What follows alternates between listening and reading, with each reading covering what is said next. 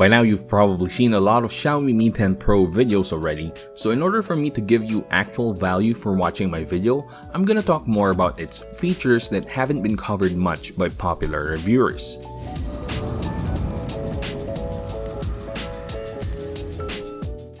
This video is sponsored by EaseUS Mobi Mover. Are you tired of using iTunes to transfer and sync your files from your Windows PC to your phone? Well, worry no more, as EaseUS Mobi Mover will make transferring files and data from your PC to your iPhone or vice versa so much easier. With the Mobi Mover, all you need to do is to connect your iPhone to your PC, select the file that you want to transfer, and let the program do the rest. It's very simple and easy to use. And on top of that, the Mobi Mover will even let you download videos from YouTube and other websites just by using the URL. You can try the EaseUS Mobi Mover for free by checking out the link in the description box. Alright, let's get the design and build out of the way first. At the bottom, you get a dual SIM card slot, a USB-C port, a microphone, and one of its two speakers. On the right side, you get the fingerprint scanner integrated with the power button and the volume controls. At the top, you have the IR blaster, a noise-canceling microphone, and the second speaker.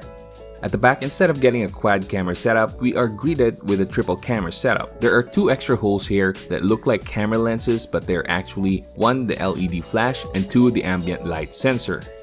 At the front, we have a punch hole style camera and a notification LED. The Corning Gorilla Glass front and back panel and the aluminum frame give the Mi 10T Pro a premium feel.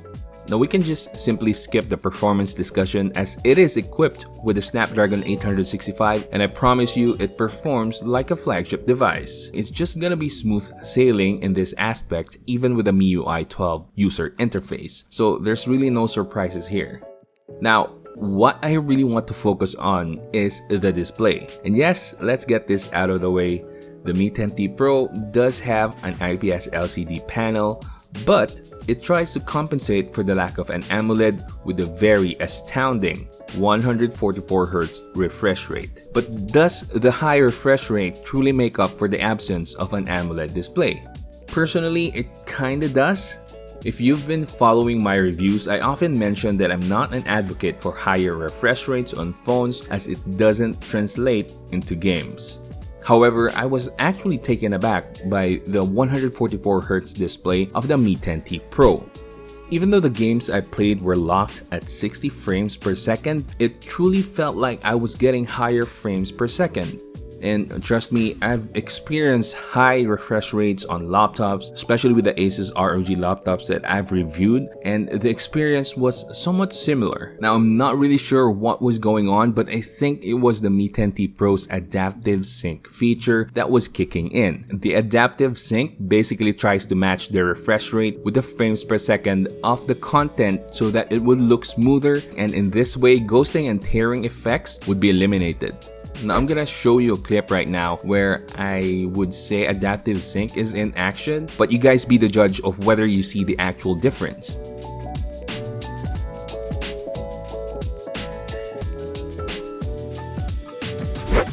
Now, the Mi 10T series also has the Motion Estimation Motion Compensation or MEMC feature. Now, this is a feature that is not mentioned in most reviews that I've seen about the Mi 10T series. But to explain it better to you guys, it's simply a feature that is similar to what they have on TVs. What it does is it enhances the content with low frames per second. For example, a standard movie only has 24 frames per second. Now, what MEMC does is that it tries to double those frames so that it would look like a 48 frames per second video. And this feature is commonly known on TVs as motion interpolation, and it introduces the soap opera effect. If you want to see the soap opera effect in action, just search for it on YouTube. Now, while MEMC offers a smoother experience with videos, it does tend to introduce artifacts because the AI will often make a mistake in making those fake frames. Anyway, it's a very technical discussion and one that I'm passionate about, but that's basically what the MEMC feature is for the Mi 10T series. Now, going back to its high 144Hz refresh rate, here's another test that I did just to show you how much faster it is to scroll with the Mi 10T as compared to a 90Hz Mi 10 Pro.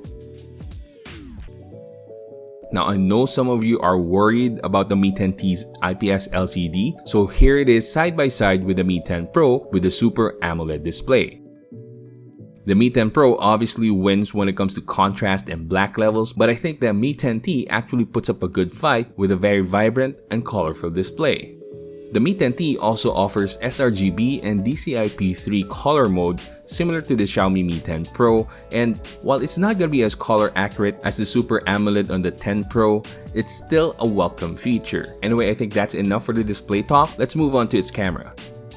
The Mi 10T Pro is equipped with a 108-megapixel main camera, a 13-megapixel ultra-wide-angle lens, and a 5-megapixel macro lens. Its main sensor is the same as the one on the Mi 10 Pro, which is the Samsung HMX, and it performs just the same as the Mi 10 Pro, so you'll definitely get very sharp and vibrant images, but you'll also encounter similar issues as well, such as overexposure, blown out skies, and slow adjusting HDR AI. Now, these are easily correctable by a software update, but Xiaomi hasn't really addressed it on the Mi 10 Pro, and I doubt that they'd addressed it with the Mi 10T Pro.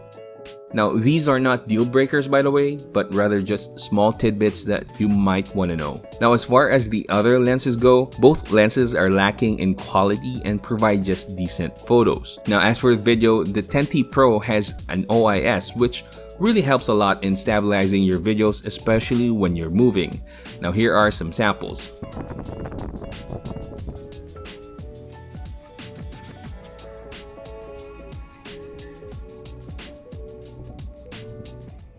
So this is what it'll look like if you're gonna use the rear camera for vlogging.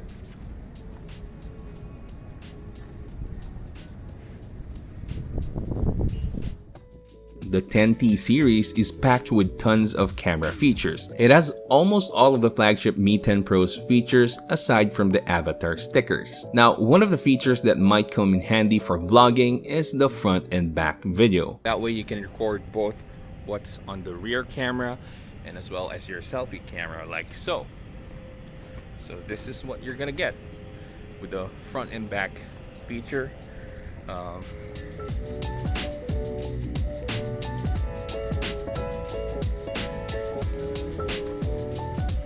Now, a few of you have asked if you can use the Xiaomi Mi 10T series of phones for vlogging, and I can definitely confirm that this is a great vlogging phone if you're starting a YouTube channel.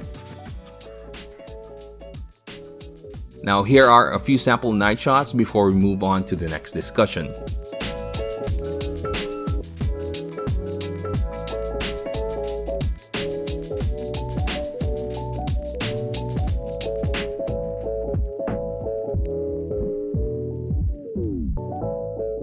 Alright, so the Mi 10T comes with liquid cooling and has some graphite to help with the heat dissipation as well. However, its cooling system was no match for the power-hungry Genshin Impact. I was getting very awesome and fluid gameplay with Genshin Impact, but at the same time, the heat was getting really uncomfortable, as you can see here, where it reached as high as 46 degrees Celsius. My advice, if you're gonna play Genshin Impact for long hours at maximum graphical settings like I did, get a cooler for the Mi 10T. As for other games like Mobile Legends, Call of Duty, PUBG, and Asphalt 9, the Mi 10T remained relatively cool, with the highest temperature reaching 40 degrees Celsius. Now, for avid Mobile Legends players, it only has high graphical settings with no ultra settings as of the time of this review, but it does have HFR. Anyway, as I mentioned earlier, you'll probably notice that your games will look more fluid when gaming on the Mi 10T series. Again, that is most likely the Adaptive Sync doing its thing. However, I did notice something weird with the Mi 10T because it somehow sped up my Castlevania Symphony of the Night game, as you can see here. Not really sure what happened, but I've never had that experience with the same game on my Mi 10 Pro. But other than that oddity, my gaming experience with the Mi 10T Pro has been awesome. The 144Hz display on the Mi 10T really got me hooked playing games that I found it hard to put the phone down. With a 5000 mAh battery capacity, the Mi 10T series is definitely chunky. I had my display set to 144Hz the entire time I was reviewing the phone, and I easily got through the day on a single charge. And I'm pretty confident that if you lower the display refresh rate to 60Hz, and with average usage, you can even extend its battery life to 2 days. Now, as for charging, you don't get wireless charging, but the 33-watt fast charger is sufficient. I was able to get from 11% battery to 98% in 1 hour and 4 minutes. Now, for those who love reading ebooks on their phones, the Mi 10T series has a reading mode which can try to lower the brightness and the color temperature to the right level to simulate paper texture and reduce eye strain. Lastly, the Mi 10T series comes with a case and screen protector that has antibacterial features. However, I would still prefer using something like the Momax UV Box or UV-C Pen to really ensure that my phone remains clean. You can get these 2 UV gadget cleaners from Digital Walker stores, and I'll link them in the description box. Oh, and here's a quick speaker comparison between the Mi 10T Pro speakers and the Xiaomi Mi 10 Pro speakers.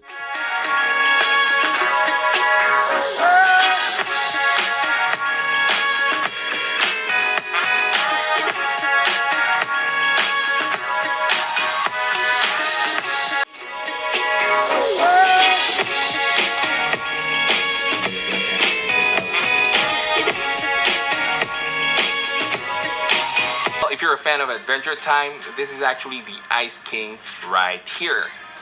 And what does the Ice King have? A crown. Well, if you're a fan of Adventure Time, this is actually the Ice King right here.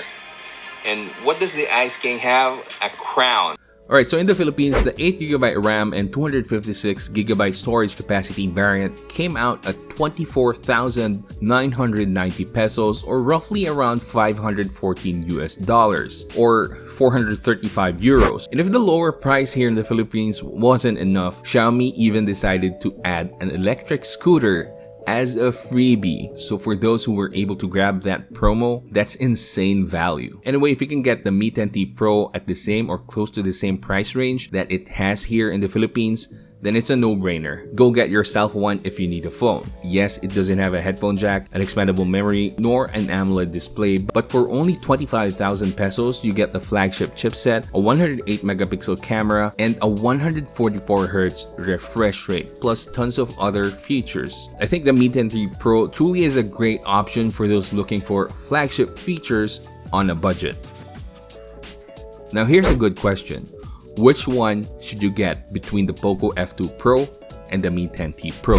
Now, to be honest, if the price difference is usually in favor of Poco F2 Pro, I'd say that is still the better option. I think if you can find the Poco F2 Pro at $400 or even less, that is a great value for a phone. And I think you can find a lot of great offers for the Poco F2 Pro right now, and I'll try to link them in the description box as well. By the way, just a quick shout out to one of my viewers, Anthony Borjal.